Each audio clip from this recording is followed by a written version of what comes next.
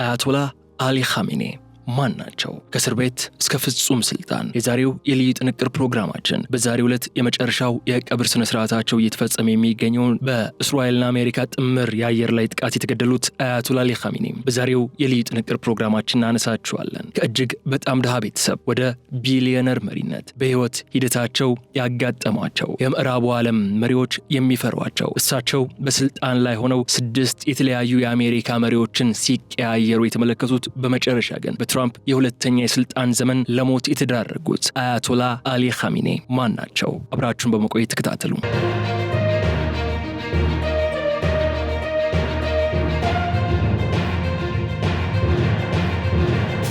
ዛሬ በዓለም አቀፍ የፖለቲካ መድረክ ላይ ስማቸው ሲነሳ የሚንቀጠቀጡ መንግስታት ቢኖሩም የኚህን ታላቅ መሪ ህይወት መጀመሪያ ለማግኘት ግን የታሪክን መጋረጃ ወደ ኋላ ስበን ከዛሬ 87 ዓመታት በፊት ወደ ነበረችው ቅድስት የማሻድ ከተማ መጓዝ ይኖርብናል። የአውሮፓውያን አቆጣጠር በ1939 አሊ ኻሜኒ ወደዚች ምድር ሲቀላቀሉ ሀገሪቱ በለውጥና በትርምስ ውስጥ የነበረች፣ ነገር ግን የእሳቸው የልደት ድባብ ከሀገሪቱ ፖለቲካ ይልቅ በገዛ ቤታቸው ውስጥ በነበረው ጽኑ መከራም የተከበበ ነበር። አሊ ኻሜኒ የተወለዱት ለአምላክና ለሃይማኖት ህግጋት ፍጹም ተገዢ በሆኑ ነገር ግን ምድራዊ ሀብትና ቁሳቁስ ፈጽሞ ባልደረሳቸው እጅግ በጣም ድሃ ቤተሰብ ውስጥ ነበር። አባታቸው አያቶላ ሰይድ ኻሜኒ እድሜያቸውን ሙሉ በጸሎት በትምህርትና በመስጊድ አገልግሎት ያሳልፉ፣ የዓለማዊ ህይወትን ቅንጦት አጥብቀው የሚጠሉ ራሳቸውን የካዱ የሃይማኖት ምሁር ነበሩ። ይህ የአባታቸው ፍጹም መንፈሳዊ ግትር የሆነው ባህሪ የወጣቱ አሊ ኻሜኒ የልጅነት አየርም በከፍተኛ የዲስፕሊን ሰንሰለት የቆለፈው ነበር። የኻሜኒ ቤተሰብ ይኖርበት የነበረው ቤት ዛሬ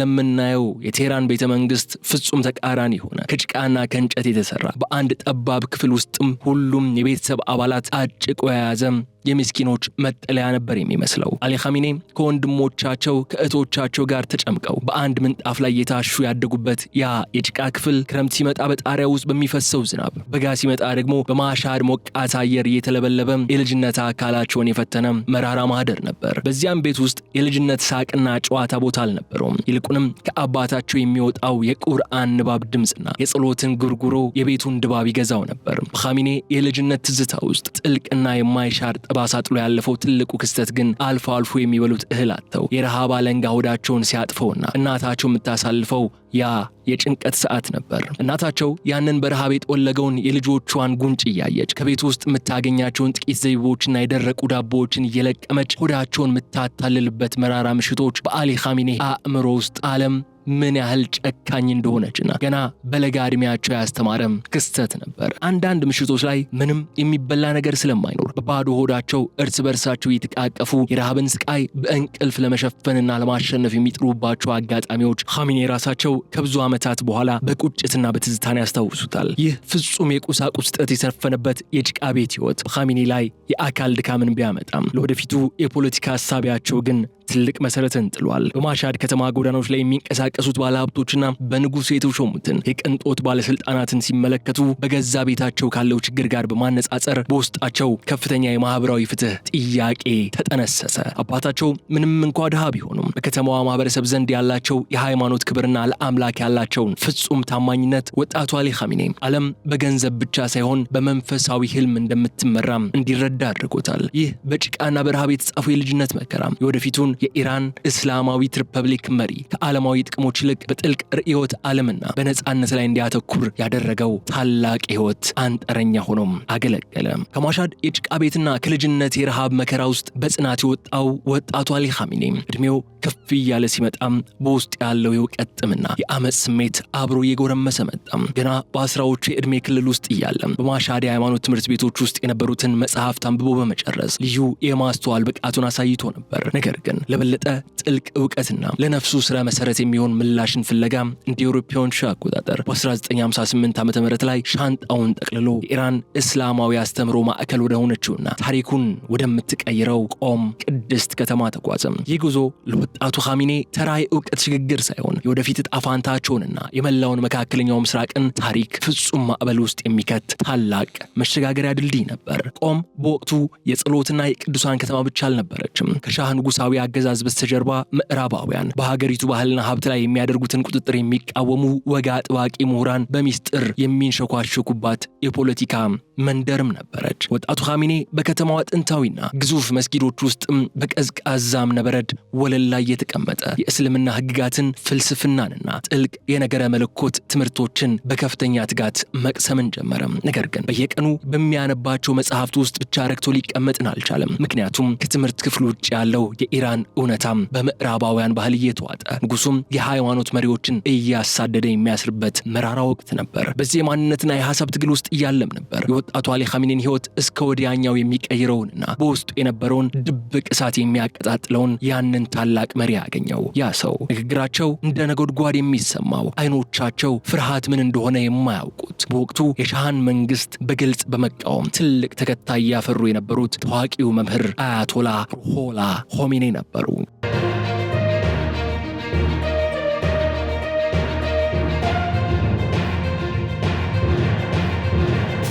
በቆም ከተማ ውስጥ የነበረው ወጣት ኻሜኔ በመምህሩ ኾሜኒ ጥላ ስር ሲያድግ ትምህርቱ ከተራ ሃይማኖታዊ ክርክር አልፎ ወደ ተግባራዊ አብዮታዊነት ተቀየረ።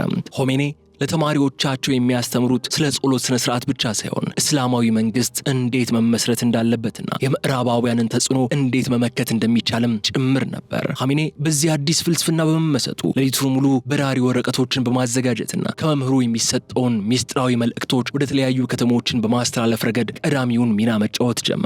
ይህ የቆም ከተማ ቆይታ ድሃውን የማሻድ ወጣት ወደ ተሳለ አብዮታዊ ፖለቲከኛነት የለወጠውና የወደፊቱን የታላቋን የኢራን ቅር መመሪያዎችንም የቀረጸም ታሪካዊ ምዕራፍ ሆኖ እንዲመዘገብ ቻለ። በቆም ቅድስት ከተማ በመምህራቸው አያቶላ ኾሜኒ እሳታማ አስተምሮ ልባቸው የነቃው ወጣቱ አያቶላ አሊ ኻሜኔ ወደ ማሻድና ቴህራን ሲመለሱ ተራ የሃይማኖት መምህር አልነበሩም። እሳቸው የኾሜኒን የትግል መስመር አንግበው በሚስጥር የተደራጁ የአብዮት ሴሎችን የሚመሩ፣ የንጉስን ስርዓት የሚቃወሙ ጽሑፎችን በድብቅ ማተሚያ ቤቶች እያሳተሙ የሚያሰራጩና ወጣቱን ለነጻነት የሚያነሳሱ ድንቅ መሐንዲስ ሆኖ ብቅ አሉ። ነገር ግን በወቅቱ ኢራንን በብረት ጓንት ይገዛ የነበረው የሻህ መሐመድ ረዛ ፓህላቪ መንግስት በአሜሪካና በምዕራባውያን የቴክኖሎጂ ድጋፍ የተገነባ መሬት ስር የሚንቀሳቀስ ጉንዳን እንኳን ሳይቀር የሚከታተል አስፈሪ የደህንነት መዋቅር ነበረው። ይህ መዋቅር ሳቫክ በመባል የሚታወቀውና ስሙ ሲነሳ በሰብአዊ መብት የሚቀልድ ጨካኝ ድርጅት እንደሆነ አብሮ ይነሳ የነበረ ድርጅት ነበር። የኻሜኔ ስም፣ ንግግርና ድብቅ ጉዞዎችም በዚህ አስፈሪ መረብ ውስጥ መግባታቸው ግድ ነበር። ይህም ወጣቱን አብዮተኛ ወደ ህይወቱ እጅግ መራራና የሰውነቱን ጽናት ወደ ተፈተነበት የጨለማ እስር ቤት ምዕራፍ መራው። እንደ አውሮፓውያኑ አቆጣጠር ከ1963 እስከ 1975 ባሉት 12 ዓመታት ውስጥ አሊ ኻሜኔ 6 ጊዜ በተለያዩ ወንጀሎች ተከሰው በሳቫክ እጅ ወደቁ። እያንዳንዱ የእስር ቤት ቆይታቸው በቀደመው ላይ የጭካኔ ምዕራፍ የሚጨምር፣ በተለይም በቴህራን በሚገኘውና ዛሬ የአብዮት ሙዚየም በሆነው በታዋቂው የጋራ የጸረ ሽብር እስር ቤት ውስጥ ያሳለፏቸው ወራት የሰው ልጅ ሊሸከመው ከሚችለው በላይ ነበሩ ይባላሉ። ጠባብ እርጥበት የዋጠውና የፀሐይ ብርሃን ፈልጎ የማይገኝበት የብቸኝነት ክፍል ሶሊተሪ ኮንፋይንመንት ውስጥ ለሳምንታት ሲዘጉ የምግብ መከልከል፣ የብርድ አለንጋ እንዲሁም ከውጭ የሚሰማው የሌሎች ታጋዮች የጭንቀት ጩኸትና ሮሮ የአእምሮ ጤንነትን የሚፈትን ነበር። የሳቫክ መርማሪዎች የኻሜኔን የብረት ፍቃድ ለመስበርና በድብቅ የሚንቀሳቀሱትን የትግል አጋሮቻቸውን ስም ለማስወጣት በቀንና በሌሊት ይገርፏቸው ጀመር። እግራቸው በኤሌክትሪክ ገመድ እስኪያብጥና ቆዳቸው ተገንጥሎ ደም እስኪፈሰው ድረስ የተደረገባቸው ግርፍት የአካላቸው ጥንካሬ ቢያደክመውም በውስጣቸው የነበረውን አብዮታዊ ወጣት ግን ሊያሸንፉት አልቻሉም። እነዚህ አሰቃቂ እስር ቤት ዓመታት በኻሜኔ ላይ አካላዊ ጠባሳን ብቻ ሳይሆን የጠነከረም የስነ ልቦና መከላከያም ገነቡባቸው። በመርማሪዎች ፊት በቆራጥነት መቆም መቻላቸውና የትግል አጋሮቻቸውን አሳልፈው አለመስጠታቸው ደግሞ በወቅቱ በድብቅ ይንቀሳቀሱ በነበሩ አብዮተኞች ዘንድ ትልቅ ታዋቂነትና ክብርን አጎናጸፋቸው። እስር ቤቱ ለሳቸው የአይዲዮሎጂ ማብሰያና ትምህርት ቤት ነበር። በዚያ ጨለማ ውስጥ ሆነው የወደፊቱን የኢራን እስላማዊ አወቃቀር ስልቶችና የእቅዶችን ከሌሎች ሃይማኖት ታጋዮች ጋር በሚስጥር ይነጋገሩም ጀመር። ይህ በሳቫክ የጭካኔ እሳት ውስጥ ማለፋቸው ለንጉሳዊው አገዛዝ ብቻ ሳይሆን ለምዕራባውያን ደጋፊዎቻቸውም ጭምር ያላቸውን ጥላቻ ወደ ፍጹም የህልውና ጦርነት የቀየረም ታሪካዊ ክስተት ሆኖም ተመዘገበ። ከዚህ በኋላ የ1979ኙ አብዮት ፈነዳም። የንጉሱ ውድቀት እውን የሚሆንበት ቀን መጣ። እንደ አውሮፓውያኑ አቆጣጠር የ1970ዎቹ ማጠናቀቂያ ላይ ሲደርስ በኢራን ሰማይ ስር ለዘመናት የቆየውን የንጉሳዊውን አገዛዝ መሰረት በከፍተኛ ደረጃም መናጋት ጀምሮ ነበር። በሳቫክ ጨካኝ ግርፋትና በእስር ቤት ስቃይ ውስጥ አልፎ የወጡት አሊ ኻሜኒ ከእስር ከተፈቱ በኋላም ቢሆን ላፍታ እንኳን ሳያርፉ ህዝቡን የማንቃትና የማደራጀት ስራቸውን በስፋት ቀጠሉበት። የሻህ መሐመድ ራቫ ፓህላቪ መንግስት ሀገሪቱን የነዳጅ ሀብት ለምዕራባውያን አሳልፎ መስጠቱ በቅንጦት በመኖሩና የሀገሪቱን ባህል ወደ ምዕራባውያን ሴት ለመቀየር በመንቀሳቀሱ የተቆጣው የኢራን ህዝብም በመጨረሻም ፍርሃቱን አውልቆ ወደ አደባባይ መውጣት ጀመረ። የኢኮኖሚ ቀውሱ፣ የነጻነት እጦቱ፣ በሃይማኖት መሪዎች ላይ የሚፈጸመው በደል በአንድ ላይ ተዳምረው በኢራን ታሪክ ታይቶ የማይታወቅ ታላቅ እሳተ ገሞራን የአውሮፓውያን አቆጣጠር በ1979 አፈነዱ። በቴህራን፣ በማሻድ፣ በቆምና በሌሎች ታላላቅ ከተሞች ጎዳናዎች በሚሊዮኖች የሚቆጠሩ ሰልፈኞች ተጨናነቁ። በአሜሪካ የሚደገፈውና እጅግ ዘመናዊ ጦር አለው የተባለው የሻህ መንግስት በዚህ የሰው ማዕበል ፊት መቆም አቅቶት ንጉሱ ሀገሪቱን ጥሎ ለመሰደድ ተገደዱ። ይህ ታላቅ የአብዮት ማዕበል ሀገሪቱን ሲያናውጥ የኻሜኒ መምህር የነበሩትና ለ15 ዓመታት በስደት በፓሪስ ሲኖሩ የነበሩት አያቶላ ሩሆላ ሆሜኔ በክብር ወደ ቴህራን ተመለሱ። ሆሜኔ አውሮፕላናቸው ቴህራን መሬት ከመርገጧ በፊት በሀገር ውስጥ ሆነው አብዮቱን በበላይነት የሚመሩና የሚቆጣጠሩ የታመኑ ሰዎችን ስብስብ አቋቁሞ ነበር። ከነዚህ ጥቂት መሪዎች መካከል ደግሞ ዋነኛው የሆሜኒ አይን ተደርጎ የሚወሰዱት አያቶላህ አሊ ኻሜኒ ነበሩ። ሆሜኒ ወደ ስልጣን ሲመጡ አዲስቱን እስላማዊት ኢራን ለመቅረጽ የሚንቀሳቀሰው የአብዮታዊው ምክር ቤት አባል አድርገውም ኻሜኒን ሰየሟቸው። ይህ ወቅት ያ ከማሻድ በጭቃ ቤት የተነሳውና በእስር ቤት የደረቀው ወጣት የአንድን ታላቅ አገር ዕጣ ፈንታ ወደሚወስን የስልጣን ማማ የተሸጋገረበት ታሪካዊ ቅጽበት ነበር። አብዮቱ ድል ካደረገ በኋላም በሀገሪቱ የነበረውን የፖለቲካ ክፍተት ለመሙላትና አዲሱን እስላማዊ ስርዓት በህዝቡ ልብ ውስጥ ለመትከልም ኻሜኒ ሌት ተቀን ሰርተዋል። በተለይም የቴህራን የአርብ ሶላት መሪ በመሆን በመድረክ ላይ በቆሙበት ወቅት ንግግራቸው ለመስማት የሚሰበሰበው ህዝብ ቁጥሩ እጅግ ከፍተኛ ነበር። እሳቸው በአንድ እጃቸው የጦር መሳሪያን ይዘው በሌላ እጃቸው ደግሞ የሃይማኖት መጽሐፍትን እያሳዩ የሚያደርጉት ስብከት ለአዲሱ ስርዓት መከላከያ የሚሆንን ጽኑ ወታደራዊና መንፈሳዊ ግንብን የገነባ ነበር። ይህ የአደባባይ ታዋቂነትና ታማኝነትም ኻሜኒን ከተራ የትግል አጋርነት አውጥቶ ወደፊት ሀገሪቱን በበላይነት ለመምራት የሚያስችላቸውን የህዝብ መሰረት ያጠናከሩበት ወሳኝ የታሪክ ምዕራፍ ሆኖ አልፏል። የ1979 ታላቅ እስላማዊ አብዮት ድል ካደረገ በኋላም አዲሲቱ የኢራን መንግስት ገና ተቋማቶቿን ሳታደራጅ የውስጥ የፖለቲካ ክፍተቶቿን ሳትደፍን በዓለም አቀፍ ደረጃ መገለልና ከባድ የውስጥ ሽብሮችም ይፈትኗት ጀመር። ነገር ግን ለአዲሲቷ እስላማዊት ሪፐብሊክ እጅግ አስፈሪና የህልውና አደጋ የሆነው ክስተት የተከሰተው ከጎረቤት ሀገር ነበር። የአውሮፓውያን አቆጣጠር መስከረም 1980 ላይ የኢራቁ መሪ ሳዳም ሁሴን አብዮቱ ያዳከማትን ኢራን በቀላሉ ሰብሮ በመግባት የነዳጅ ሀብቷን ለመቆጣጠርና የአረብ ብሔርተኝነትን የበላይነት ለማረጋገጥ ታላቅ ወታደራዊ ወረራን ከፈተም። ይህ ክስተት ኢራን ለ8 ረጅም ዓመታት ወደሚያደማ በሚሊዮኖች የሚቆጠሩ ሰዎች ህይወትን ወደሚቀጥፍና ረጅም ሊባል ወደሚችለውን ጦርነት ውስጥ ከተታት። ሀገሪቱ በደም ማዕበልና በቦምብ እሳት በምታመስበት በዚህ እጅግ አስቸጋሪ ወቅት ነበር አያቶላህ አሊ ኻሜኒም የአውሮፓውያን አቆጣጠር ጥቅምት 1981 ላይ በከፍተኛ የህዝብ ድምጽ የኢራን እስላማዊ ሪፐብሊክ ሶስተኛው ፕሬዝዳንት ሆነው ለመመረጥ የበቁት። ኻሜኒ የፕሬዝዳንትነቱን ወንበር ሲረከቡ ሀገሪቱ በሁለት ግንባር እየተዋጋች ነበር። በአንድ በኩል በሳዳም ሁሴን የሚመራውና በምዕራባውያን የሚደገፈው የኢራቅ ዘመናዊ ጦር ድንበር ጥሶ እየገባ ነበር። በሌላ በኩል ደግሞ በአገር ውስጥ የነበሩ ድብቅ ተቃዋሚዎች የአዲሱን መንግስት ከፍተኛ ባለስልጣናት በቦምብ እየገደሉ ሀገሪቱን ወደ አልባሌ ትርምስት እየከተቷት ነበር። አዲሱ ፕሬዝዳንት አሊ ኻሜኒ ግን ከቤተ መንግስት ሆነው መመሪያ በመስጠት ብቻ የሚቀመጡ መሪ ለመሆን አልፈለጉም። እሳቸው የአብዮቱ ጠባቂ ሰራዊት ወይም IRGC ብለው በሰየሙትና መደበኛው ጦር በአንድነት ቆመው ሀገሪቱን እንዲከላከሉ ለማድረግ ሌት ተቀን ደከሙ።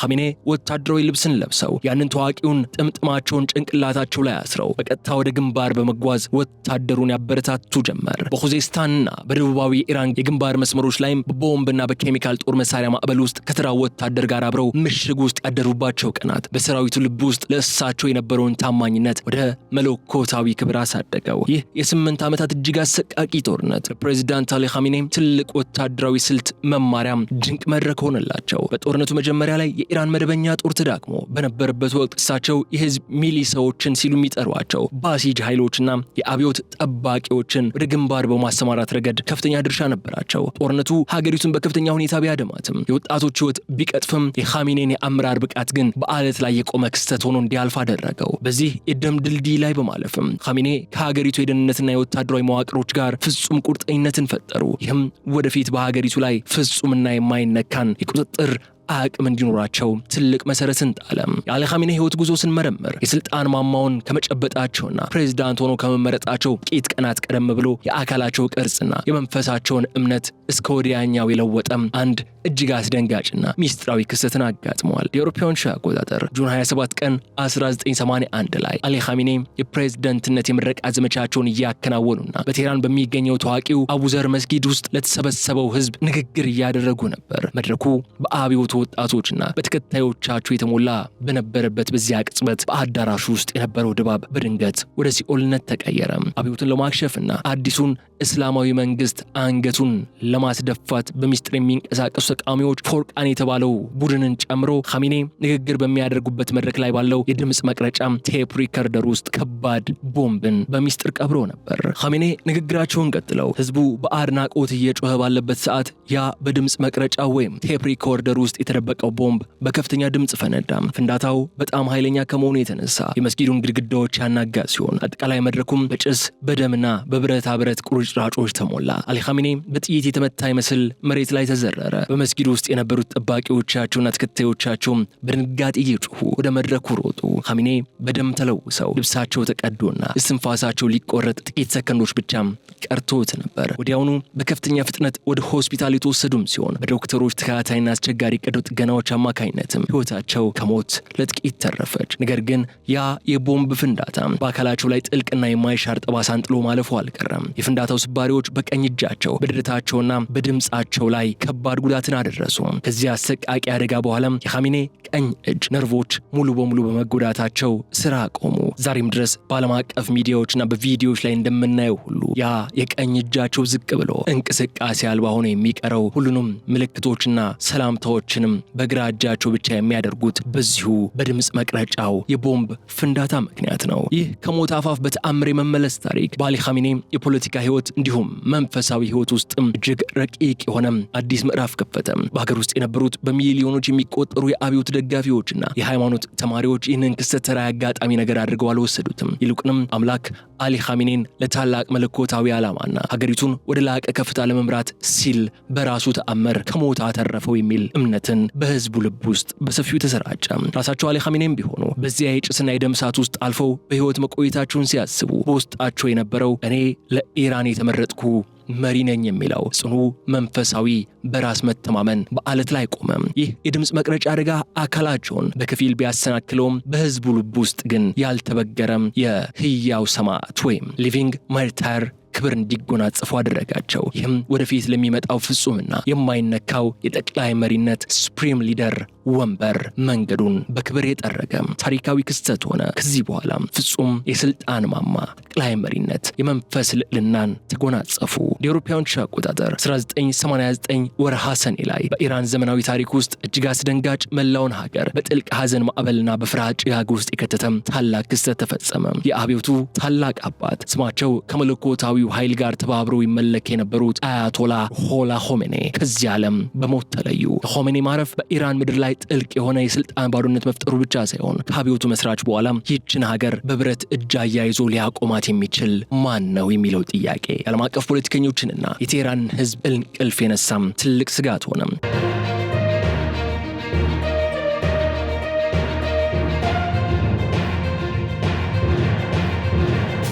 ህዝቡ በአደባባይ እየወጣ ደረቱን እየመታ ሲያለቅስ ከመጋረጃ ጀርባ ግን የሀገሪቱ ጣፋንታ የሚወስነው ታላቁ የባለሙያዎች ምክር ቤት አሰምብሊ ኦፍ ኤክስፐርት በአስቸኳይ ለስብሰባ ተቀመጠ። የምክር ቤት የሀገሪቱን ቀጣይ ጠቅላይ መንፈሳዊ መሪ መምረጥ እጅግ ከባድ ታሪካዊ ኃላፊነት ነበረበት። በወቅቱ በአሊ ኻሜኔ ዙሪያ የነበረው እውነታ ግን እጅግ ፈታኝ ነበር። ምክንያቱም በኢራን እስላማዊ ህገ መንግስት መሰረት ጠቅላይ መንፈሳዊ መሪ ወይንም ሱፕሪም ሊደር ለመሆን ከፍተኛው የሺአ የሃይማኖት ማዕረግ ማለትም ማርጃ ወይም አያቶላ ኡዝማ መሆን ግድ ይል ነበር። አሊ ኻሜኔ ግን ምንም እንኳን የሁለት ዘመን ፕሬዝዳንትና የጦርነት መሪ ቢሆንም በሃይማኖት ዕውቀታቸው ግን ገና የሁጅቱል እስላም ማዕረግ ብቻ ነበራቸው። በምክር ቤቱ ውስጥ ከእሳቸው እጅግ የላቀ የሃይማኖት ዕውቀትና እድሜ ያላቸው በርካታ አንጋፋ ሊቃውንት ነበሩ። ነገር ግን በወቅቱ የፓርላማ አፈ ጉባኤ ከነበሩትና ከመጋረጃ ጀርባ ታላቅ የፖለቲካ ሴራዎችን ከሚሰሩት ከአሊ አክባር ሃሽሚ ራፍሳንጃኒ ጋር በሚስጥር የተደረገው ስምምነት ታሪክን ቀየረው። ራፍሳንጃኒ በምክር ቤቱ ፊት ቆመው አያቶላ ኻሜኔ ከሞታቸው በፊት አሊ ኻሜኔ ሀገሪቱን ለመምራት ብቃት ያለው ብቸኛ ሰው ነው ብለው በሚስጥር መናገራቸውን የሚያረጋግጥ ምስክርነትን ሰጡ። የምስክርነት ምክር ቤቱን በእጅጉ ያናጋው ነበር። አባላቱ በጥቂት ሰዓታት ውስጥ ህገ መንግስቱን በማሻሻልም አያቶላህ አሊ ኻሜኔን የሀገሪቱ ፍጹም ጠቅላይ መንፈሳዊ መሪ ሱፕሪም ሊደር አድርገው ሰየሟቸው። የተሰጣቸው አዲሱ የስልጣን ወንበር ተራ የፖለቲካ መሪነት ስልጣን አልነበረም። ይልቁንም የጦር ሰራዊቱን፣ የአብዮት ጠባቂ ኃይሉን ወይንም IRGCን፣ የደህንነት የስለላ መዋቅሩን፣ ፍርድ ቤቶችን፣ የመንግስት ሚዲያዎችና ግዙፍ የኢኮኖሚ ተቋማትን ሙሉ በሙሉ በአንድ ሰው እጅ ውስጥ የሚከረችም ከፕሬዝዳንቱና ከፓርላማው በላይ የሆነም ፍጹም መለኮታዊና አምባገነናዊ ስልጣን ነበር። ያ ከማሻድ የጭቃ ቤት ተነስቶ በረሃብ የጠወለገው ሚስኪኑ ልጅ አሁን የ85 ሚሊዮን ህዝብ ህይወት እንዲሁም የሀገሪቱን የመጨረሻ የውሳኔ መቋጫ ወደ ሆነው ፍጹም የስልጣን ማማ ላይ ወጣም። አሊ ኻሜኔ ይህንን ታላቅ የክብር ወንበር እንደጨበጡም በዙሪያቸው የነበሩትና በሃይማኖት እውቀት የሚበልጧቸውን ተቀናቃኞቻቸውን በታላቅ ብልሃትና ስልት በማስወገድ በሀገሪቱ ላይ ያላቸውን ብቸኛና የማይናወጥ አምባገነናዊ ቁጥጥርን ማጠናከር ጀመሩ። አያቶላህ አሊ ኻሜኔ ኢራን ፍጹም የጠቅላይ መሪነት ወንበር ከተቆጣጠሩ በኋላ የሀገሪቱን ስልጣን በውስጥ መዋቅራዊ ሂደት ማጥበቅ ብቻ በቂ እንዳልሆነ ተረዱም። እንደሳቸው እምነት ኢራን እስላማዊ አብዮት በሀገር ውስጥ ብቻ ተወስኖ ከተቀመጠም በምዕራባውያን ማዕቀብና በክልላዊ ጠላቶች ማለትም በተለይ በእስራኤልና በሳውዲ አረቢያ ተከቦ መክሸፉ አይቀርም ነበር የሚል አቋምን ያዙ። ስለዚህ ኻሜኔ ስልጣን እንደያዙ የሀገሪቱን ወታደራዊና የደህንነት ስትራቴጂ ሙሉ በሙሉ የሚቀይር አዲስና ረቂቅ ራዕይን ይዘው ብቅ አሉ። ይህም ራዕያቸው የመቋቋም ዘንግ ወይንም አክሲስ ኦፍ ሬዚስታንስ በመባል የሚታወቅ ሆነ። ዓላማውም የኢራንን ድንበር ሳይሻገሩ በሌሎች የጎረቤት ሀገራት ውስጥ አማጺ ቡድኖችን፣ የፕሮክሲ ኃይሎችን በመፍጠር በማደራጀትና የገንዘብና የጦር መሳሪያ ድጋፍን በመስጠት ጠላቶቻቸው ከኢራን መሬት ርቀው እንዲዋጉን ለማድረግ ያለመ ነበር። ይህ ታላቅና ውስብስብ ክልላዊ ስትራቴጂ መሬት ላይ ለማውረድ ደግሞ ኻሜኔ የአብዮቱ ጠባቂ ሰራዊት ወይም IRGCን አካል የሆነውና ለድብቅ ዓለም አቀፍ ኦፕሬሽኖችን የተቋቋመው የቅዱስ ፎርስ ዋና መሳሪያቸው አደረጉት። የዚህ አካል መሪ አድርጎ የሾሙትና በኋላ ላይ የኻሜኔ የቀኝ እጅ የሆነውን ታዋቂውን ጀነራል ቃሲም ሱሌይማኒን ነበር። በኻሜኔ ቀጥተኛ መመሪያ ሱሌይማኒ ከመካከለኛው ምስራቅ እስከ አፍሪካ ቀንድ የሚዘልቅ እጅግ አስፈሪ ድብቅ መረብ ዘረጋ።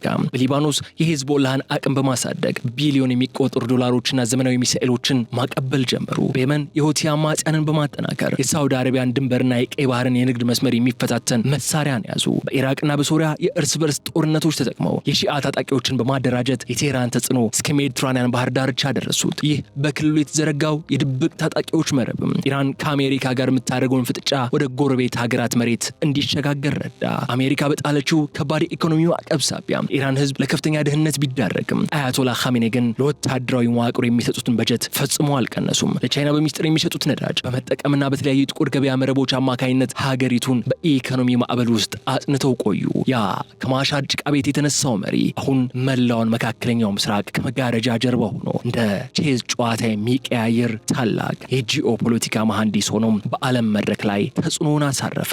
አያቶላህ አሊ ኻሜኔ ወደ ስልጣን ማማው ከወጡ 3 አስርት ዓመታትን አስቆጠሩ። ያ በአብዮቱ እሳት ውስጥ የበሰለው በጦርነት ምሽግ ውስጥ የጠነከረው አሁን እድሜያቸው 87 ዓመት ደረሰ። ፊታቸውም በሽብሽብ የተሞላና በአካል የደከማ አዛውንት ሆኑ። ነገር ግን የሰውነት ጥንካሬያቸው ቢደክምም በኢራን የውስጥ መዋቅር ላይ የነበራቸው ፍጹም ቁጥጥር ግን አላላም ነበር። ይሁን እንጂ የመጨረሻዎቹ የአገዛዝ ዘመናቸው ፍጹም ሰላማዊ አልነበሩም። ኢራን ምድር በታሪኳ አይተው በማታውቅ የውስጥ ህዝባዊ እምቢተኝነት፣ በኢኮኖሚ ውድቀትና በውጭ ጠላቶች አስፈሪ ወታደራዊ ጥቃቶች ሳቢያ እንደ ባህር ማዕበል ትናወጥ ጀመር። በዚህ የመጨረሻ ምዕራፍ ላይ የኻሜኔን መንበር ከስሩ ያናጋው ታላቁ እሳተ ገሞራ የተቀሰቀሰው ከኢራን ወጣቶችና ሴቶች ነበር። ወጣቷ ማሳ አሚኒ በሂጃብ ራሷን በመሸፈኗ በደህንነቶች እጅ መሞቷን ተከትሎ በመላው ሀገሪቱ ሴት ህይወት ነጻነት የሚል ታላቅ አብዮታዊ መፈክር አስተጋባ።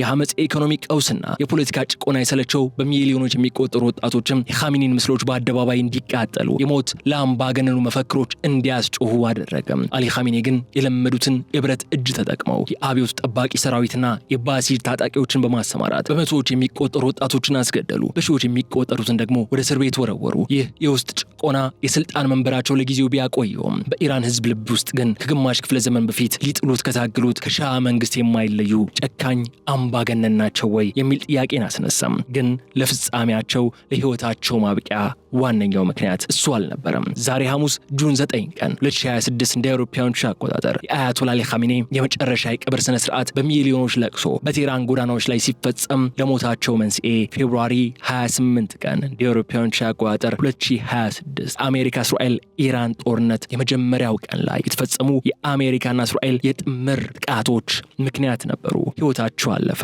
ዛሬ ሐሙስ ጁን 9 ቀን 2026 እንደ አውሮፓውያኖች አቆጣጠር አያቶላ አሊ ኻሜኒ የመጨረሻ የቀብር ስነ ስርዓት በሚሊዮኖች ለቅሶ ሲፈጸም ይህ ረጅምና አስገራሚ የህይወት ታሪክ በይፋ ፍጻሜውን አግኝቷል። ከማሻድ እጅግ ድሃ የጭቃ ቤት ተነስቶ በቦምብ ፍንዳታ የአካሉን ግማሽ እጅ አጥቶ በመጨረሻም ወደ ኒውክሌር የምትጓዝን ሀገር በፍጹም አምባገነንነትና የበላይ ስልጣን የመራው የአያቶላ አሊ ኻሜኒ ታሪክ በዓለም መዛግብት ውስጥ ግን የማይረሳ ነጥብ ሆኖ አልፏል። በርካቶች ታሪክ ለአያቶላ አሊ ኻሜኒ የሚሰጠው ፍርድ የተደበላለቀ ነው ይላሉ። ለአንዳንዶች የምዕራባውያን ተጽዕኖ በጽናት የተከላከሉ ጀግና ናቸው ይላሉ። ሌሎች ደግሞ የገዛ ህዝባቸው ነጻነት የነፈጉ ጨካን መሪ ይሏቸዋል። ግን የአያቶላ አሊ ኻሜኒ የህይወት ታሪክ ሲዘጋ የወደፊቷ ኢራን ያለ አሊ ኻሜኒ ወዴት እንደምትጓዝ ትልቁ ጥያቄ ሆኖ ይቀጥላል። ግን አያቶላ አሊ ኻሜኒ ቢወድቁም ህይወታቸው ቢያልፍም በኢራናውያን ልብ ውስጥ ግን ዘላለም ስለመኖራቸው የሚያጠራጥር አይደለም። ቢያንስ በደጋፊዎቻቸው ዘንድ ይህ የአያቶላ አሊ ኻሜኒ ሞት ግን የኢራንን መንበርከክ የኢራንን ሽንፈት የሚያረጋግጥ ሆኖ አልመጣም። አያቶላ አሊ ኻሜኒ ቢያልፉም ኢራን ጽናቷን ይዛ ቀጥላለች የሚሉ በርካቶች ናቸው። ይህ የዕለቱ የአያቶላ አሊ ኻሜኒ የመጨረሻ የቀብር ስነ ስርዓትን መሰረት በማድረግ የተዘጋጀው የልዩ ጥንቅር ፕሮግራማችን ነበር። እስካሁን ስትከታተሉ የቆያችሁት አብራችሁን በመቆየት ስለተከታተላችሁ እጅግ አድርጌ አመሰግናችኋለሁ። ገበያ ሚዲያን የዩቲዩብ ገጽ ሰብስክራይብ አድርጉ፣ ቪዲዮውን ላይክ አድርጉ፣ ሐሳብ አስተያየታችሁን ደግሞ ለተለመደው በኮሜንት መስጫው ላይ ያስቀምጡልን። በቀጣይ በሌላ ቪዲዮ መልሰን እንመጣለን። እስከዚያ ድረስ ግን በቸር ቆዩልኝ። ሰላም።